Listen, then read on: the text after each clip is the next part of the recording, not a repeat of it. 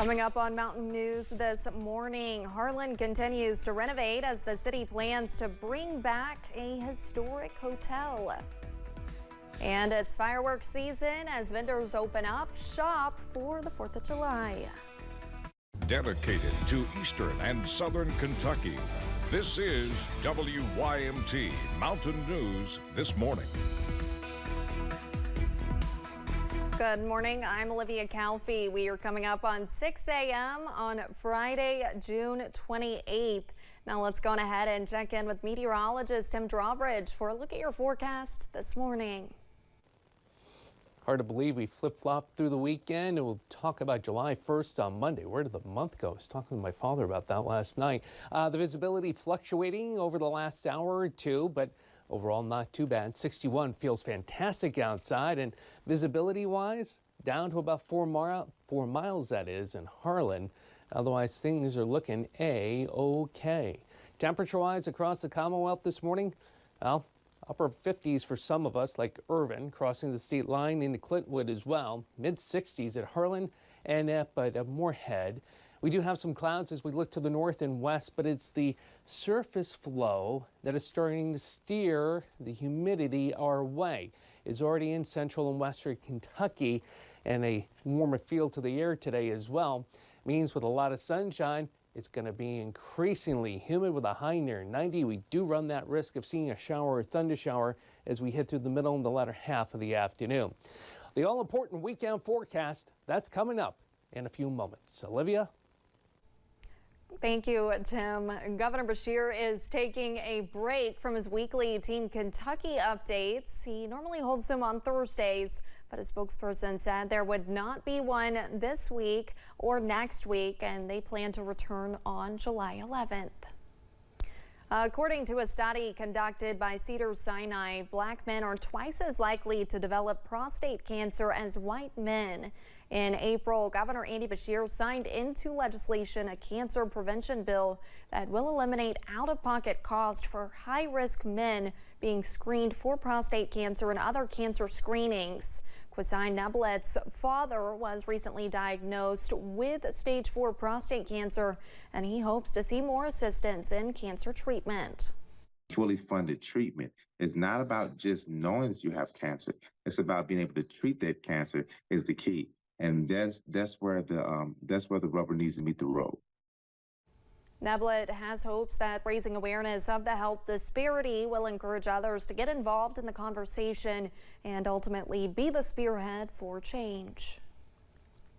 The CEO of the Foundation for a Healthy Kentucky is retiring. Ben Chandler will stay with the organization until the end of the year. The board of directors appointed COO Allison Adams as the next president and CEO. Chandler has served in the role since 2016. This week, summer storms turned deadly in New Jersey. A man who had been struck by lightning died while trying to warn people to get off the beach. This type of tragedy is not quite as uncommon as you may think.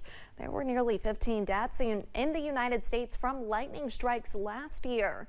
That includes one that occurred in Bath County right here in Kentucky. And weather experts say you always need to have a plan in place for when that situation occurs. Biggest thing is to have a plan in place. Even if thunderstorms are not in the forecast, you still want to have a plan in place. Pop-up thunderstorms do happen. Even on the hot, humid summer days, you do get a chance for thunderstorms. So have a plan in place before you go out and hike, before you play golf, go to the beach, go to the lake. And officials say finding some sort of indoor shelter or vehicle can be good places to go when you hear thunder. And when you are in a safe place, it is always good to wait for storms to pass before going back outside. When it comes to downtown revitalization, Harlan has seen it. From restaurants to coffee shops, and it does not stop there. As I'm about to explain, a renovated boutique hotel is now in the works. It is one of the tallest, oldest, and most historic buildings in downtown Harlan, dating back to 1922. Some may know it as the Llewellyn Hotel or the Powers and Horton Building. It was considered one of the jewels of Appalachia when it opened, and we wanted to to return to its former glory. Gil Holland, an investor out of Louisville, is one of the creators of the Harlan Beer Company and now says he is working to restore this historic building. I would look for places to stay in Harlan County, and there is no hotel downtown. I feel like it's part of Harlan's historic street front. We need to save all these facades, at least if we can't save the entire buildings. With plans to call it the Harlan Hotel. The project was recently selected by a program called Opportunity Appalachia, something one Harlan County Executive Director Cole Rain says is another exciting step in the right direction.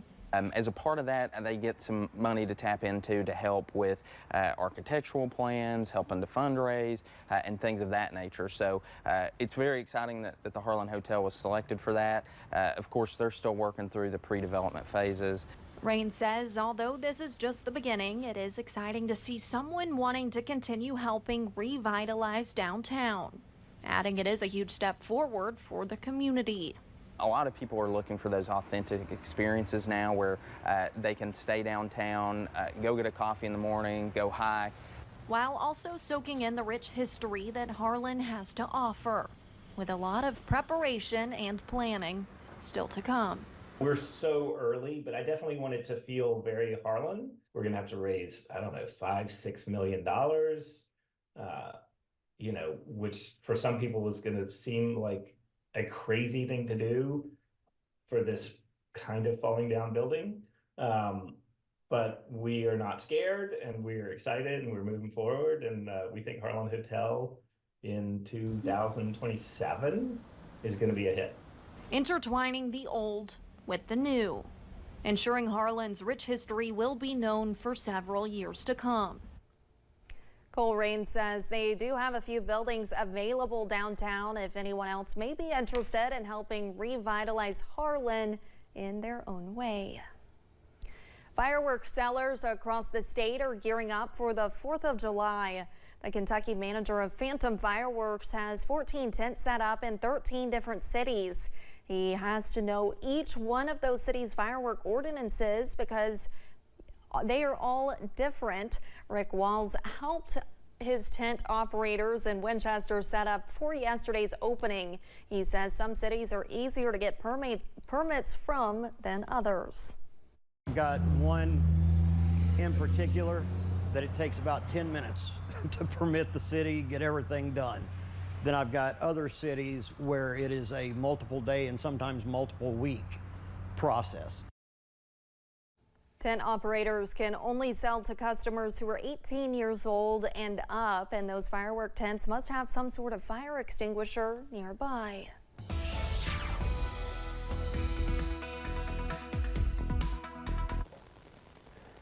And a good Friday to you. Temperature-wise, looking good, feeling good. That's important. Guess what? This afternoon, going to be feeling hot, going to be feeling humid. Can't exactly say looking humid, but you could with the sweat factor going. We'll look at the satellite radar composite. Clouds coming in from the north and west, but look down toward Tennessee. You start to see signs of the return flow here, and that return flow is a reason why you're going to see a significant surge regarding humidity as we head from the morning into the afternoon. Dew points, lower 60s, now lower 70s this afternoon. That's going to be a big increase. So a little fog this morning, that burns off. We run the risk of seeing some isolated showers, a couple of thunder showers. Not everybody will see that this afternoon, and a lot of us up near 90 for the afternoon high. Specific details on your First Alert 7-day forecast coming up in a few moments. Olivia? Thanks, Tim, and thank you for joining us on Mountain News this morning. More news is on the way. When we return, Boeing opened the doors to its factory to the media in an effort to clear things up.